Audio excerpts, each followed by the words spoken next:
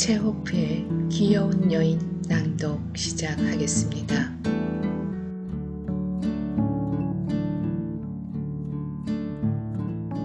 귀여운 여인. 퇴직한 8등관 플레마니아코프의 딸 올렌카는 뒤뜰 현관 층계에 앉아 생각에 잠겨 있었다. 무더운 날씨에 파리까지 귀찮게 굴어 곧 저녁이 되리란 생각만 해도 기분이 좀 나아졌다. 동쪽에서 검은 비구름이 몰려들어 습기를 먹은 바람이 불어오고 있었다. 뜰 한가운데는 건넌방을 빌려 쓰고 있는 쿠킨이 하늘을 올려다보고 있었다. 그는 야외극장 차볼리의 지배인이었다. 젠장, 또 비야? 쿠키는 절망적으로 말했다. 매일같이 비. 마치 장난이라도 치는 것 같군. 내 모가지를 조르겠다는 건가? 매일같이 늘어나는 엄청난 손해를 어쩌라는 거야. 이러다간 파산하기 딱 알맞지. 쿠키는 올렌카에게 두 손을 쳐들어 보이며 불평을 계속했다. 올가 세면오브나, 이게 바로 우리의 생활이란 거요. 정말 엉엉 울고 싶기라도 하다니까요. 별별 고생을 다 하며 조금이라도 더 잘 살아보려고 애쓴 보람이 이게 뭡니까? 관객들은 교양도 없고 야만인들처럼 무지막지하단 말이요. 나는 인류 배우들을 동원해 고상한 오페라타나 환상극을 공연하고 있지만 과연 저속한 관객들이 그런 것을 원하겠습니까? 그들이 요구하는 것은 광대예요. 게다가 날씨조차 이 모양이니 원. 거의 매일 저녁 비가 오지 않습니까? 5월 10일부터 내내 비가 오고 있으니 이렇게 기가 막힐 때가 어디 있겠어요? 배우들에게 출연료도 줘야 하고 임대료도 내야 되는데 말이에요. 이튿날도 저녁때가 되자 비구름이 몰려왔다. 쿠키는 히스테릭하게 웃어대며 말하는 것이었다. 재밌군 재밌어. 그래 또 퍼부어라. 야외극장이 물에 잠겨 거기 빠져 죽었으면 속이 시원하겠다. 어차피 이승에서나 저승에서나 잘 살긴 글러먹었으니 말이야. 배우들이 날 고소하겠다면 하라고 해. 재판이 대수야? 시베리아로 유영을 보내든지 단두대에 목을 올려도 겁날 거 없어. 그 다음 날도 역시 마찬가지였다. 올렌카는 아무 말도 없이 심각한 표정으로 쿠킨의 이야기를 들었다. 그녀의 눈에는 가끔 눈물이 글썽거릴 때도 있었다. 그러다 결국 올렌카는 쿠킨의 불행에 마음이 흔들리고 말았다. 그를 사랑하게 된 것이다. 쿠키는 작은 키에 몸이 말랐고 누렇게 뜬 안색에다 곱슬머리가 이마를 덮고 있었다.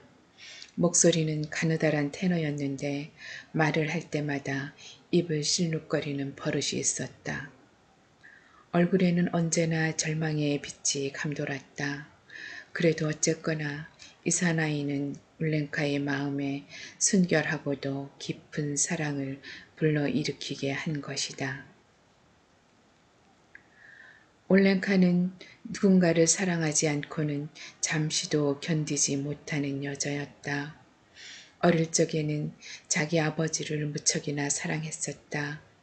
지금 그 아버지는 병이 들어 어두운 박 안락 의자에 앉아 고통스럽게 숨을 몰아쉬고 있었다. 언젠가는 숙모를 사랑한 적도 있었다. 브리안스크에 사는 그 숙모는 2년에 한 번 정도 올렌카의 집을 다녀간다. 여학교 시절에는 프랑스어 선생을 사랑했었다. 올렌카는 고운 마음씨를 가진 정이 많고 자상한 여자였다. 그녀는 온화하고 부드러운 눈동자를 가졌으며 몸은 아주 건강한 편이었다.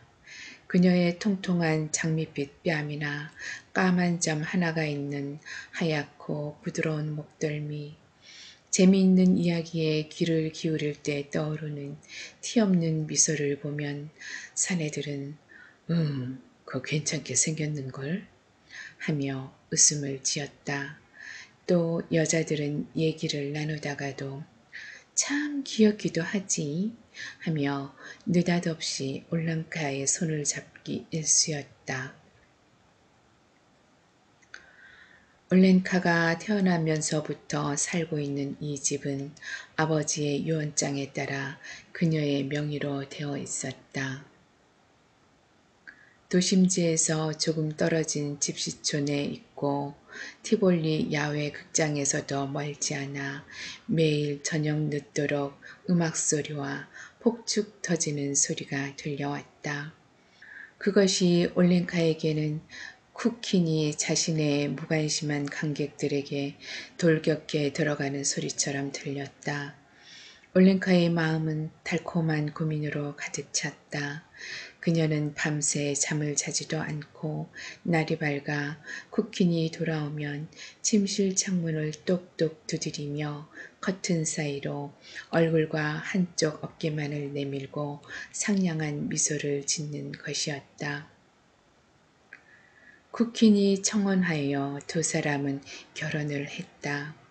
올렌카의 목덜미와 통통하고 건강한 어깨를 보았을 때 쿠키는 손뼉을 치며 말했다.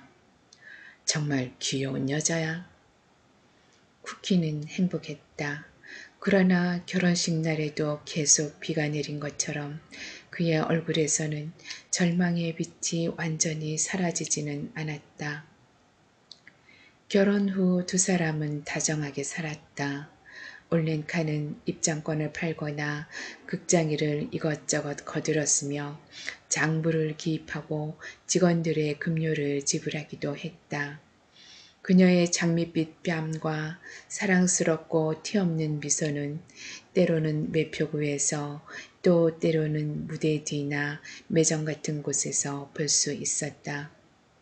올렌카는 어느덧 친구와 친지들에게 이 세상에서 제일 멋있고 중요한 것은 연극이며 연극을 통해서만 참된 위안을 느낄 수 있고 교양과 휴머니즘을 겸비한 인간이 될 수 있다고 역설하게 되었다.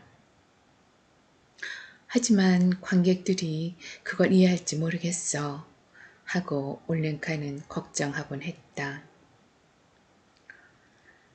관객이 요구하는 것은 광대라니까요.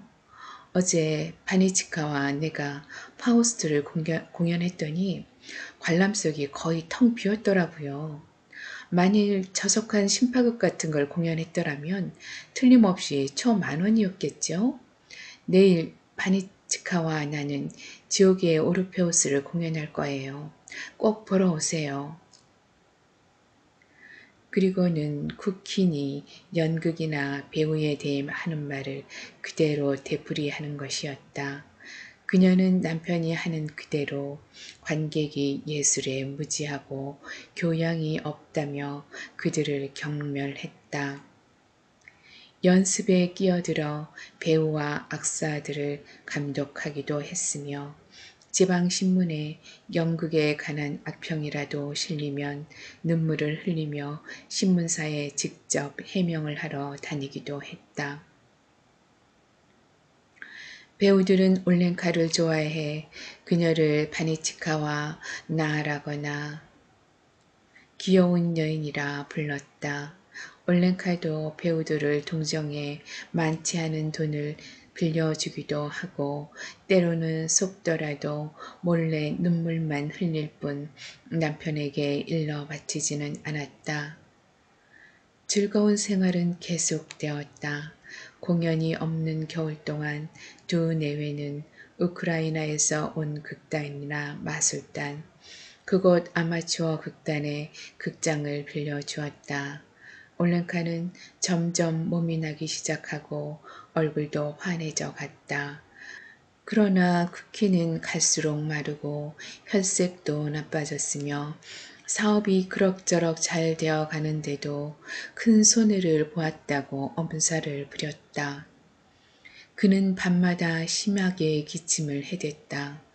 올랭카는 그에게 나무 딸기나 보르스 꽃을 다려 먹이기도 하고 오두 콜로뉴를 빌려주거나 자기의 따뜻한 숄로 덮어주기도 했다. 당신이 얼마나 좋은지 몰라요. 남편의 머리를 쓰다듬으며 올렌카가 다정하게 말했다.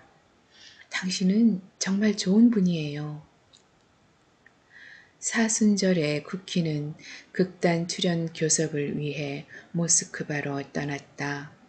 올렌카는 남편이 떠난 뒤 밤잠을 못 이루고 창가에 앉아 별을 바라보았다. 그러면서 닭장에 수탉이 없어 밤새 잠을 못 자는 암탉과 자신을 견주어 보는 것이었다. 쿠킨의 모스크바 체류는 의외로 길어졌다. 그는 부활절까지는 돌아오겠다며 극장 일에 대해 여러 가지 지시를 적은 편지를 보내왔다. 그런데 부활절 일주일 전인 월요일 밤늦게 불길한 예감을 주는 노크 소리가 갑자기 들려왔다. 커다란 나무통을 텅텅하고 두드리는 듯한 소리였다. 잠이 덜 깬 식모 마브라가 맨발로 물이 질퍽하게 괜 뜰을 지나 대문으로 달려갔다. 문 좀 열어주세요. 문 밖에서는 굵직하고 거친 목소리가 들려왔다. 전보예요.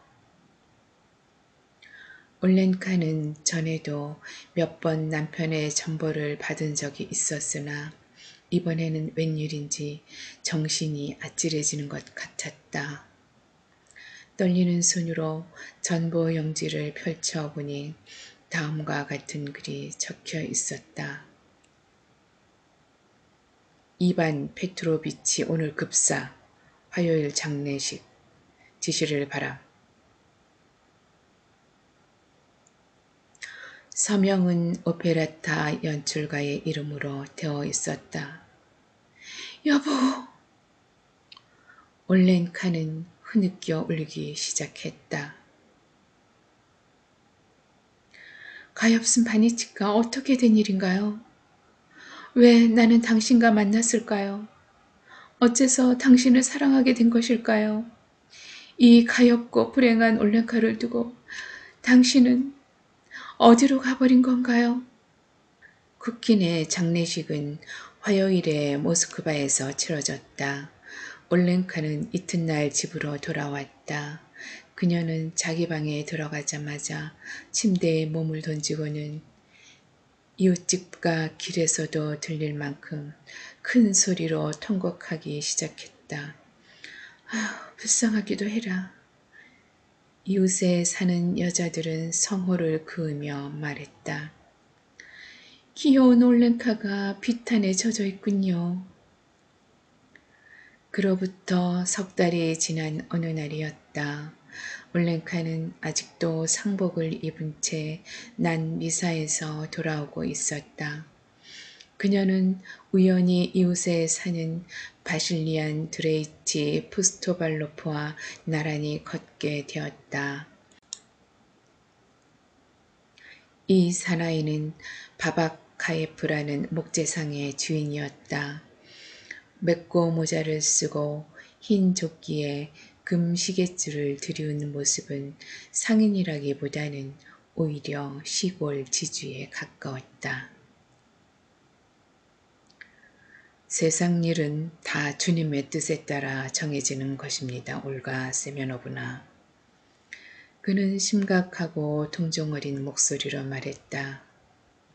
소중한 사람이 세상을 떠났다 해도 그것은 주님의 뜻이니 우리는 슬픔을 참고 순종하는 마음으로 사는 것이 옳지 않겠습니까? 올렌카를 문까지 바래다 준 다음 그는 작별 인사를 하고 돌아갔다. 그날 이후 올렌카에게는 그의 진실 어린 목소리가 사라지지 않았고 눈을 감기만 하면 그의 검은 수염이 떠오르는 것이었다. 그녀의 마음에 또 한 남자가 자리 잡게 된 것이다. 남자 쪽에서도 올렌카에게 관심을 가진 게 분명했다. 며칠이 지난 뒤 별로 친하지도 않은 중년 여인이 커피를 마시러 와서는 테이블에 앉기가 무섭게 푸스토발로프에 관한 이야기를 짓거려댄 것이다. 그분은 착실하고 믿음직스러운 신랑감이라는 둥, 그분에게라면 어떤 여자라도 혹하고 덤빌 거라는 둥, 중년 부인은 입에 침이 마르도록 푸스토발로프를 칭찬했다. 사흘 뒤에는 푸스토발로프가 직접 찾아왔다. 그가 10분이나 앉아 있었을까 올렌카는 그에게 완전히 반해버리고 말았다. 그가 얼마나 좋았는지 밤새 잠도 자지 못하고 열병에라도 걸린 듯 몸을 뒤척였다. 아침이 되자 올렌카는 사람을 보내 중년 여인을 불러왔다. 그러고 나서 얼마 안 돼 혼담이 오갔고 곧 결혼을 하게 되었다. 결혼한 푸스토발로프와 올렌카는 의좋게 지냈다. 남편은 대개 점심때까지 상점에 있다가 일을 보러 외출을 했는데 그 다음에는 올렌카가 그를 대신해서 저녁 때까지 계산서를 떼거나 물건을 발송했다. 제목값이 해마다 20%씩이나 오르고 있어요.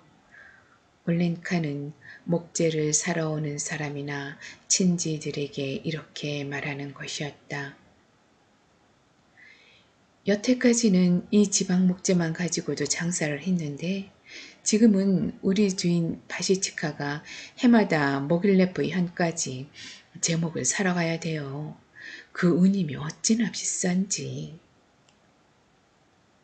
그녀는 무섭다는 듯 두 손으로 얼굴을 감싸며 거듭 말했다. 아주 엄청나다니까요.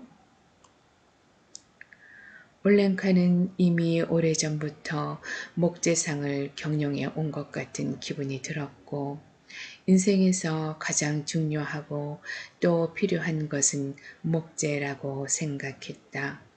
그래서 각재, 통나무, 판자, 기둥, 톱밥 같은 말들이 어쩐지 다정스럽게 들리는 것이었다.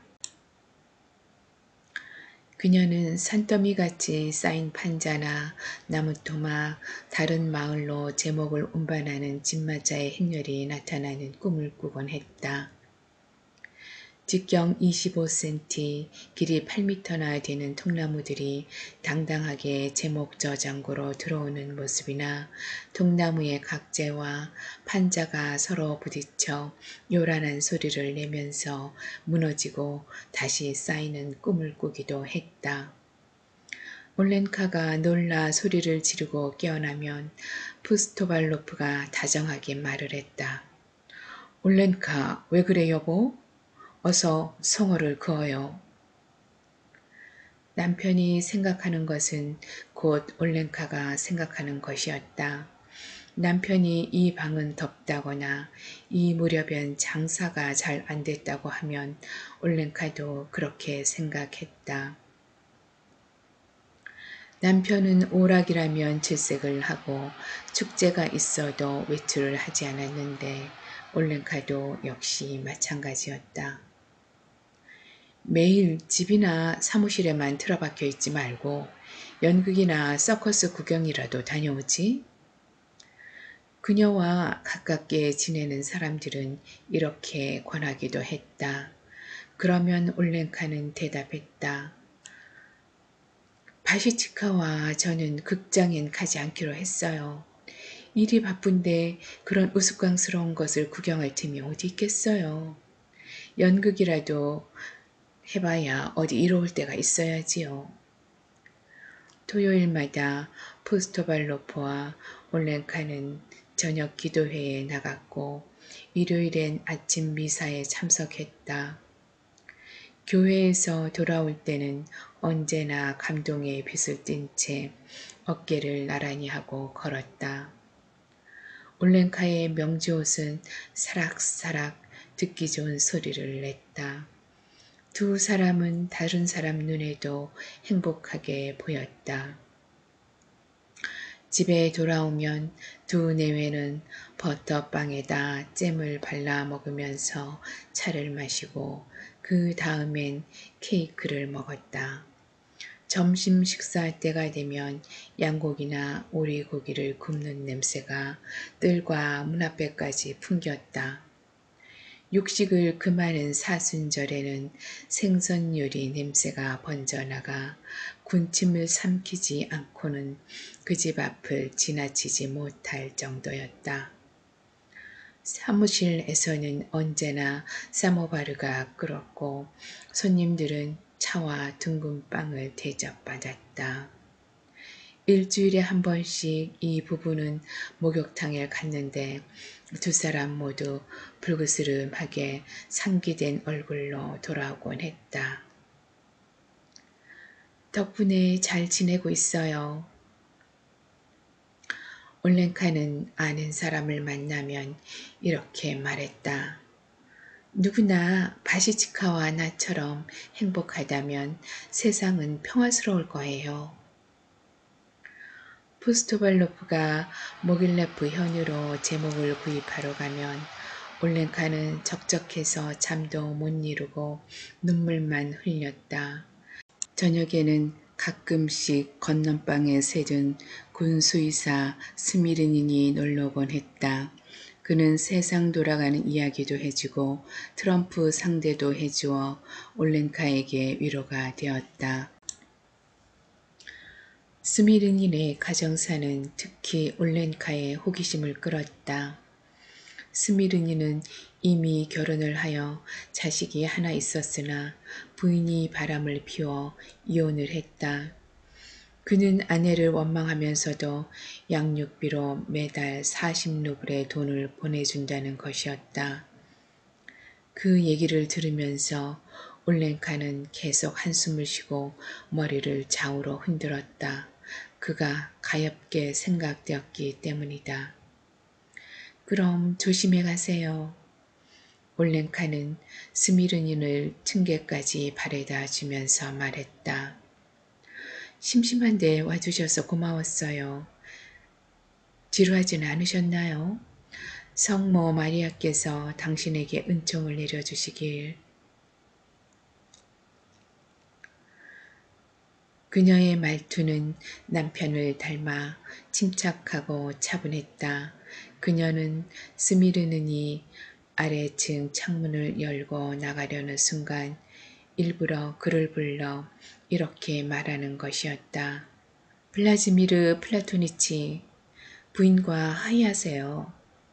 아드님을 위해서라도 부인을 용서해야 해요. 아이의 마음을 어둡게 해서는 안 돼요. 푸스토발로프가 돌아오자 올렌카는 스미르닌에 대한 이야기를 쏘곤쏘곤 들려주었다. 두 사람은 한숨을 쉬고 고개를 저으면서 그 어린애는 얼마나 아버지가 보고 싶겠느냐고 동정을 했다. 그러고는 이심전심 마음이 통해 성상 앞에 무릎을 꿇고 우리에게도 자식을 내려달라고 기도하는 것이었다. 이렇듯 푸스토발로프 내외는 말다툼 한 번 없이 서로를 사랑하며 6년을 보냈다. 그러던 어느 해 겨울 푸스토발로프는 모자도 쓰지 않은 채 제목이 발송되는 것을 살피러 나갔다가 그만 감기가 들어 자리에 눕고 말았다. 이름난 의사들은 모두 불러 진찰을 받았지만 병은 좀처럼 낫지 않았다. 그는 넉 달이나 병석에서 신음하다가 결국 세상을 떠나고 말았다. 그리하여 올렌카는 또다시 미망인이 되었다. 그렇게 혼자 떠나버리면 나는 누구를 믿고 살란 말이에요. 그녀는 남편의 장례를 치르고 나서 통곡을 하는 것이었다. 당신 없이 앞으로 어떻게 살아가라는 거예요? 내가 가엾고 불쌍하지도 않으세요? 이제 의지할 사람이라곤 아무도 없어요. 고아가 되었다고요.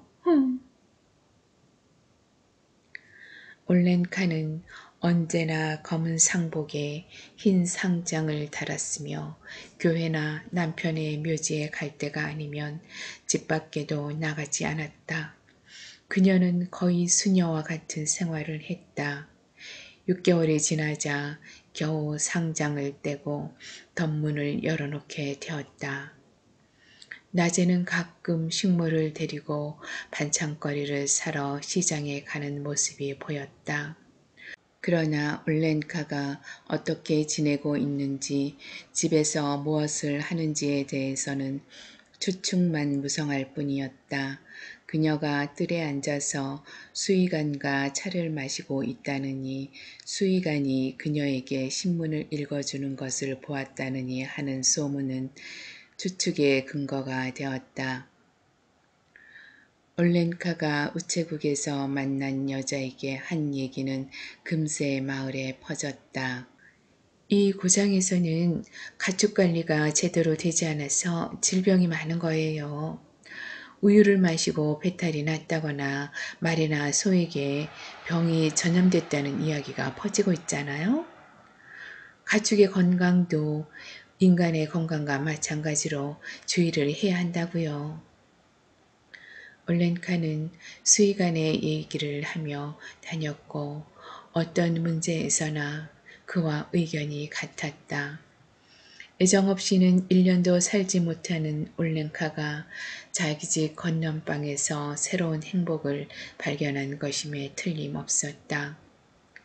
다른 여자라면 세상의 비난을 받았겠지만 올렌카의 경우엔 누구 하나 이를 나쁘게 생각하는 사람이 없었다. 그것이 그녀의 인생에서는 당연하다고 여기는 것이었다. 올렌카와 수의관은 자신들의 관계가 달라진 것을 숨기려 했으나 그것은 불가능한 일이었다. 올렌카는 비밀을 가질 수 없는 여자였기 때문이다. 군대 동료들이 수의관을 찾아오면 올렌카는 차와 저녁을 대접하면서 가축이 앓는 홍역이나 결핵이나 도살장 이야기를 늘어놓기 일쑤였다. 입이 딱 벌어진 수의관은 손님들이 돌아간 후 올렌카를 붙잡고 화를 내며 나무랐다. 알지도 못하는 소리는 하지 말라고 하지 않소. 우리끼리 얘기할 때는 제발 말참견 좀 하지 말고 가만히 있어요. 내 체면이 뭐가 되겠어? 그러면 올렌카는 불안한 눈초리를 하며 물었다. 그럼 나는 무슨 얘기를 해야 하나요? 그리고는 눈물이 글썽해서 그를 껴안으며 화내지 말라고 애원하는 것이었다. 어쨌거나 두 사람은 행복했다. 그러나 이 행복도 오래 계속되지는 못했다. 군대가 먼 벽천으로 이동하게 되어 수의관도 이 군대와 함께 떠나버린 것이다. 올렌카는 다시 혼자 남게 되었다. 이번에야말로 올렌카는 완전한 외톨이였다.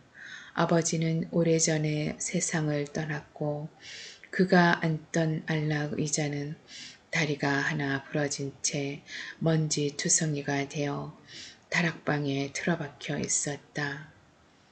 올렌카는 많이 야위어 그 귀엽던 모습은 사라지고 없었다. 길에서 만나는 사람들도 예전처럼 그녀를 보고 좋아하거나 미소를 짓지 않았다. 분명 젊고 아름다웠던 시절은 지나가 버리고 다시는 돌아볼 수 없게 되었다. 이제는 행복과는 거리가 먼 새로운 인생이 시작되고 있었다. 저녁이 되면 올랭카는 현관 층계에 앉아 있었다. 그녀는 티볼리 야외극장의 음악이나 폭죽 터지는 소리를 듣곤 했지만 아무런 감흥이 일어나지 않았다. 낮에는 아무 생각도 없고 아무 희망도 없이 멍하니 정원을 바라보았다. 밤이 깊으면 잠자리에 들긴 했으나 꿈속에서도 음산한 자기 집 정원을 바라보고 있었다. 그녀는 먹고 마시는 것조차 싫었다. 그러나 무엇보다도 큰 불행은 이제 아무 일에도 자기 의견이 없다는 것이었다. 눈으로는 주위의 사물을 바라보고 주변에서 일어나는 일들을 이해할 수 있지만 그런 것에 대해 자기 생각을 내세우지 못할 뿐 아니라 무슨 말을 해야 할지조차도 몰랐다. 아무 의견도 갖지 못한다는 것은 얼마나 무서운 일인가. 가령 병이 하나 놓여 있다든지 비가 내린다든지 농부가 달구지를 타고 간다든지 하는 것을 분명히 보고는 있으면서도 그 병이 왜 거기 놓여 있는지, 어째서 비가 오는지, 농부가 무엇을 하러 가는지를 전혀 생각하지 못하는 것이다. 그녀는 누가 첫 누구를 준다 해도 한마디도 하지 못했을 것이다. 쿠킨이나 푸스토발로프가 살아있을 때 혹은 수의관과 함께 있을 때 올렌카는 모든 것을 설명할 수 있었고 어떤 것에 대해서도 자기 의견을 말할 수 있었다. 그러나 지금은 머릿속도 마음도 자기 집 정원과 같이 텅 비어 있었다. 그것은 쑥을 씹는 것 같이 씁쓸하고 기분 나쁜 일이었다. 시가지는 점점 사방으로 확장되어 나갔다. 집시초는 이미 집시가로 이름이 바뀌었고 티볼리 야외 극장과 제목 하치장이 있던 곳에는 건물이 즐비하게 들어서고 골목길도 많이 생겼다. 시간은 얼마나 빠르게 흘러가는가. 올렌카의 집은 너무 낡아 지붕은 녹슬고 창고는 기울어졌으며 뜰에는 잡초와 가시나무가 무성하게 자랐다.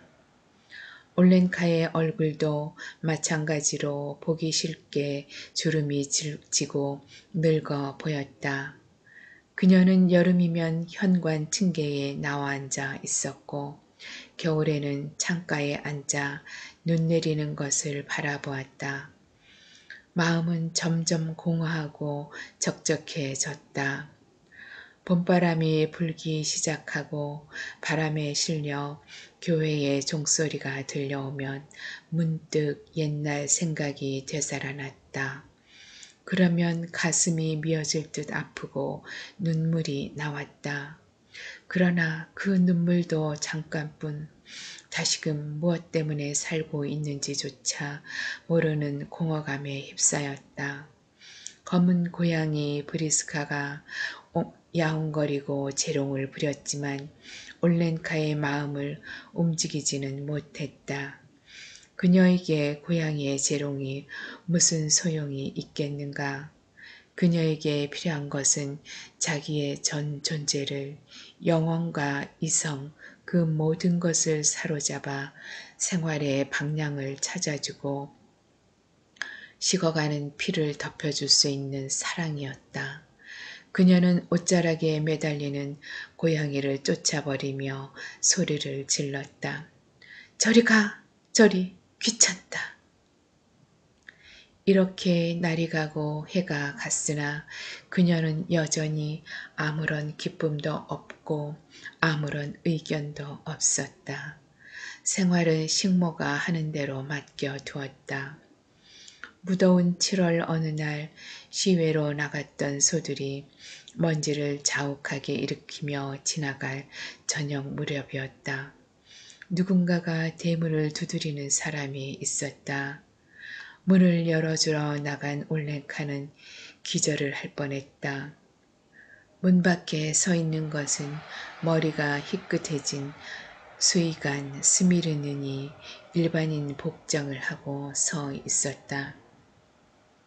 그를 보는 순간 올렌카는 잊어버렸던 과거가 한꺼번에 되살아났다.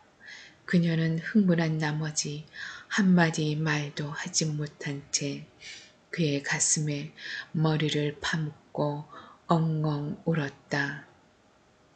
두 사람이 어떻게 집안에 들어오고 어떻게 차를 마시러 식탁에 마주 앉았는지조차 모를 지경이었다. 당신이군요. 기쁨에 떨면서 올렌카가 속삭였다. 블라드미르 플라토니치, 도대체 무슨 바람이 분 거예요? 여기 정착해 살려고 왔습니다. 수의관이 말했다. 군대를 그만두고 왔죠. 내 마음껏 일을 하며 안정된 생활을 해보고 싶어서요. 그리고 아들놈도 이젠 다 자라 중학교에 들어갈 나이가 되었어요. 실은 마누라와 다시 결합했습니다. 그럼 부인은 어디에? 아들과 함께 여관에 있지요. 나는 집을 빌리러 다니는 중이고요. 어머, 그렇다면 우리 집에 와서 사세요. 왜요? 여기가 마음에 안 드세요? 집세 같은 건 한 푼도 필요 없어요. 올렌카는 흥분하여 다시 눈물을 흘렸다. 이 방은 쓰도록 하세요. 나는 건넌방 하나면 충분해요. 그렇게 한다면 전 정말 기쁠 거예요. 이튿날 지붕에는 페인트 칠이 시작되고 벽에도 희게 회칠이 되었다. 올렌카는 두 손을 허리에 얹고서 뜰을 거닐며 모든 일을 감독했다. 그 얼굴에는 전처럼 미소가 되살아났고 온 몸은 생기가 넘쳐 흘렀다. 그녀는 마치 긴 잠에서 깨어난 것 같았다. 수의관은 아내와 아들을 데리고 이사를 왔다. 수의관의 아내는 비쩍 마르고 못생겼으며 짧게 자른 머리에 어딘지 고집스런 표정을 짓고 있었다. 아들 샤사는 10살 난 어린애치고는 키가 작고 통통했으나 눈이 파랗고 볼에는 보조개가 오목 패였다. 샤샤는 뜰에 들어서자마자 고양이를 쫓아 달려가더니 명랑하게 웃으며 말했다. 아줌마, 이거 아줌마네 고양이에요? 새끼를 낳으면 한 마리 주세요. 우리 엄마는 쥐를 제일 싫어하거든요. 올렌카는 샤샤에게 차를 따라주며 이야기를 하고 있노라면 마치 그 아이가 자기 자식인 것처럼 가슴이 뭉클해지는 것을 느꼈다. 저녁에 샤샤가 난로가에 앉아 복습을 하고 있으면 올렌카는 사랑의 눈길로 그 아이를 바라보며 중얼거렸다. 참 귀엽고 상냥한 아이야. 어쩜 저렇게 영리하고 잘생겼을까. 샤샤는 소리내어 책을 읽었다.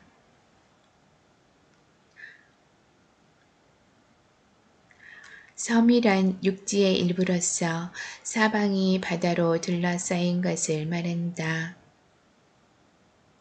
섬이란 육지의 일부로서 올렌카는 샤샤가 읽은 내용을 반복했다. 그것은 침묵과 공허로 많은 세월을 보낸 뒤 처음으로 확신을 갖고 하는 말이었다. 이제야 올렌카는 자기 의견을 갖게 된 것이었다. 올렌카는 저녁을 먹으면서 샤샤의 부모에게 여러 가지 이야기를 했다. 중학교 공부가 아이들에겐 어렵다고 하지만 그래도 실업교육보다는 기초적인 고전교육을 시키고 중학교가 장래를 위해서는 더 낫다. 왜냐하면 중학교를 졸업하면 희망에 따라 기술자도 되고 의사도 될 수 있기 때문이다 하는 등등의 이야기였다. 샤샤는 중학교에 다니기 시작했다. 샤샤의 어머니는 하르코프에 있는 자기 언니네 집에 가서 돌아올 생각을 하지 않았고 아버지는 가축 검사를 하러 출장을 가서는 2, 3일씩 묵고 오는 일도 있었다. 올렌카는 샤샤가 부모에게 거추장스러운 존재가 되었고 완전히 버림받은 것이나 다름없다고 생각했다. 그녀는 샤샤가 굶어 죽지는 않을까 걱정이 돼 그를 데려다 건넌방에 붙은 작은 방 하나를 비워주었다. 샤샤가 올렌카에게 온 지도 벌써 반년이 지났다. 올렌카는 아침마다 샤샤의 방으로 갔다. 샤샤는 한쪽 뺨에 손바닥을 대고 깊이 잠을 잤다. 올렌카는 샤샤가 안쓰러워 매번 조심스럽게 그를 흔들었다. 샤샤. 올렌카는 애처로운 듯 아이를 불렀다. 착하지 일어나요. 학교 갈 시간이야. 샤샤는 일어나 옷을 갈아입고 아침 기도를 올렸다. 그는 차 석 잔을 마시고 커다란 도넛 2개와 버터 바른 빵을 조금 먹었다. 아직 잠이 덜 깨었기 때문에 인상을 쓰고 있기 일쑤였다. 그런데 샤샤, 아직 학교에서 배운 우화를 제대로 외우지 못하더구나. 올렌카는 이렇게 말하면서 그 아이를 멀리 보내기라도 하는 듯 타이르는 것이었다. 나는 항상 네가 걱정이야. 열심히 공부해야 한다. 선생님 말씀도 잘 듣고 알겠니? 제발 그만하세요. 샤샤는 뾰루통해서 내쏘았다. 그러고는 자기 머리보다 큰 모자를 쓰고 책가방을 둘러매고는 집을 나섰다. 올렌카는 뒤따라 나서며 그를 불렀다. 샤샤! 샤샤가 뒤를 돌아보면 올렌카는 대추나 캐러멜을 소년의 손에 쥐어주었다. 학교가 보이는 골목길로 접어들면 샤샤는 뚱뚱한 여자가 따라오는 것이 부끄러워 뒤를 돌아보며 말했다. 아주머니, 이제 돌아가세요. 나 혼자서도 갈 수 있어요. 올렌카는 그 자리에 서서 샤샤가 교문 밖으로 사라질 때까지 지켜보았다. 아, 그녀는 얼마나 이 소년을 사랑했는지. 그녀는 지금까지 그 누구에게도 이토록 깊은 사랑을 느낀 적이 없었다. 날이 갈수록 모성애가 불타오르고 있는 지금처럼 그렇게 희생적이며 순결하고 오롯한 애정이 그녀의 마음을 사로잡은 일은 결코 없었다. 자기 핏줄은 아니지만 그녀는 이 소년을 위해서 그 볼에 팬 보조개와 커다란 학생모를 위해서 감동의 눈물을 흘리며 기꺼이 한평생을 바칠 수도 있었다. 그 이유를 누가 대답할 수 있을까? 샤샤를 학교까지 바래다 주고 올렌카는 흡족하고 평온한 마음으로 집으로 돌아왔다. 반년 동안에 한결 젊어진 얼굴은 미소로 가득했다. 길에서 만나는 사람들은 그런 올렌카에게 친밀감을 느끼며 말을 건네었다. 안녕하세요. 귀여운 올가 시메노브나. 요즘은 어떠세요?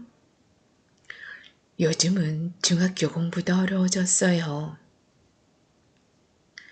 이런 말을 시작으로 올렌카는 시장에서 수다를 떨곤 했다.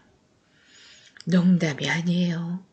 어제 1학년 숙제가 뭐였는지 아세요? 우화 암송과 라틴어 번역, 그리고 수학 문제까지 내줬더라고요. 그게 말이나 돼요? 어린 학생들에겐 너무 무리한 숙제지 뭐예요? 그리고 교사들과 수업에 대한 이야기, 교과서 이야기를 끄집어냈다. 그녀가 하는 말은 샤샤에게서 들은 그대로였다. 오후 2시가 넘어 두 사람은 함께 점심을 먹었다. 밤에는 함께 예습을 하느라 진땀을 빼기도 했다. 샤샤를 재우고 나서 올렌카는 오래도록 기도를 올렸다. 그러고는 자기도 침실에 들어가 먼 미래에 대한 공상을 펼쳤다. 샤샤가 대학을 졸업하고 의사나 기술자가 되고 큰 저택과 자가용 마차를 갖게 되고 그리고 결혼해서 아이를 낳고 눈을 감고 그런 생각을 하다 보면 눈물이 흘러내렸다. 검은 고양이는 올렌카 곁에서 야옹거리고 있었다. 어느 날 밤중에 갑자기 문을 쾅쾅 두드리는 소리가 났다. 올렌카는 겁을 먹고 벌떡 일어나 숨을 죽였다. 심장이 마구 뛰었다. 잠깐 조용하더니 다시 문 두드리는 소리가 났다. 하르코프에서 전보가 왔구나. 올렌카는 온몸이 후들후들 떨리기 시작했다. 샤샤의 어머니가 샤샤를 하르코프로 보내라고 전보를 친 건가? 아, 어쩌면 좋아. 올렌카는 절망에 빠졌다. 그녀는 머리와 팔다리가 모두 얼어붙는 것 같았다. 나보다 불쌍한 사람은 이 세상에 없을 거야. 그러나 잠시 후 낯익은 목소리가 들렸다. 수의관이 돌아온 것이다. 아, 다행이야. 올렌카는 숨을 몰아쉬었다. 심장의 고동이 점점 가라앉으면서 기분이 다시 가벼워졌다. 그녀는 다시 드러누워서 샤샤의 일을 생각했다. 샤샤는 옆방에서 깊이 잠들어 있었다. 가끔 잠꼬대가 들려왔다. 이 자식, 저리 가. 한 번 맞아볼래?